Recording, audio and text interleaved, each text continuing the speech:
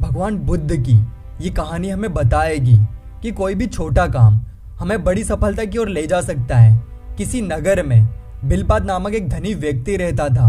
वो बहुत ही स्वार्थी था और सदाचार के कार्यों से कोसों दूर रहता था। उसका एक पड़ोसी था। वो बहुत ही निर्धन था, परंतु वो परोपकारी था। एक बार पड़ोसी ने भगवान बुद्ध को और उनके शिष्यों को अपने घर भोजन के लिए आमंत्रित किया।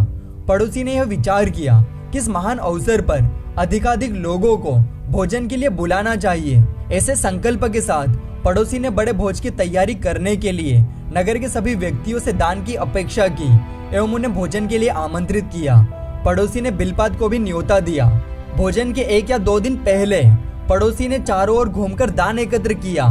जिसकी जैसी क्षमता थी उसने उतना दान दिया।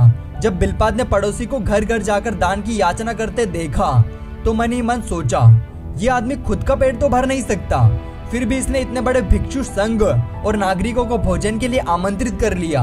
अब इसे घर घर जाकर भिक्षा मांगनी पड़ रही है। ये मेरे घर भी याचना करने आता ही होगा। जब पड़ोसी बिलपाद के द्वार पर दान मांगने के लिए आया तो बिलपाद ने उसे थोड़ा सा नमक, शहद और घी दे दिया। पड़ोसी ने प्रसन्नता पूर्वक बिलपाद का दान ग्रहण किया, परंतु उसे अन्य व्यक्तियों के दान में नहीं मिलाया बल्कि अलग से रख दिया। बिलपाद को यह देखकर बहुत ही अचरज हुआ कि उसका दान सभी के दान से अलग क्यों रख दिया गया है। उसे यह लगा कि पड़ोसी ने सभी लोगों के सामने उसे लज्जित करने के लिए ऐसा किया ताकि सभी को यह दिखे कि इतने धनी व्यक्ति ने कितना तुच्छ सा दान दिया है। बिलपाद ने अपने नौकर को पड़ोसी के घर जाकर इस बात का पता लगाने के लिए कहा। नौकर ने लौटकर बिलपाद को बताया कि पड़ोसी ने बिलपाद की दान सामग्री को थोड़ा थोड़ा कर चावल, सब्जी और खीर में डाल दिया। यह जानकर भी बिलपाद के मन में जिज्ञासा नहीं गई और उसे अभी भी पड़ोसी की नीयत पर संदेह था। भोज के दिन वो प्रातः अपने वस्त्रों के भीतर एक कटार छुपाकर ले गया ताकि पड़ोसी द्वारा लज्जित किए जाने पर उसे वहीं पे मार दे।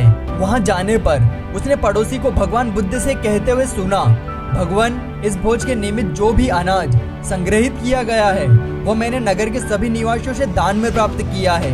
कम हो या अधिक, सभी ने पूर्ण श्रद्धा और उदारता से दान दिया है, अतः सभी के दान का मूल्य समान है। पड़ोसी के ये शब्द सुनकर बिलपाद को अपने विचारों की तुच्छता का बोध हुआ और उसने अपनी गलतियों के लिए सभी के समक्ष पड़ोसी से क्षमा मांगी। बिलपाद के पश्चात के शब्दों को सुनकर बुद्ध ने वहां उपस्थित समस्त व्यक्तियों से कहा, तुम्हारे द्वारा किया गया कर्म भले ही कितना छोटा हो पर उसे तुच्छ मत समझो, क्योंकि छोटे छोटे कर्म ही एकत्र होकर भविष्य में विशाल रूप धारण कर लेते हैं। साथियों, हमारे द्वारा किए गए छोटे कर्म हमें बड़ी सफलता की ओर ले जाते हैं। इसीलिए उठिए, किसी भी काम को छोटा मत मानिए, सबको एक जैसा देखते हुए उसका इस्तेमाल करिए और अपने भविष्य को उज्जवल बनाइए।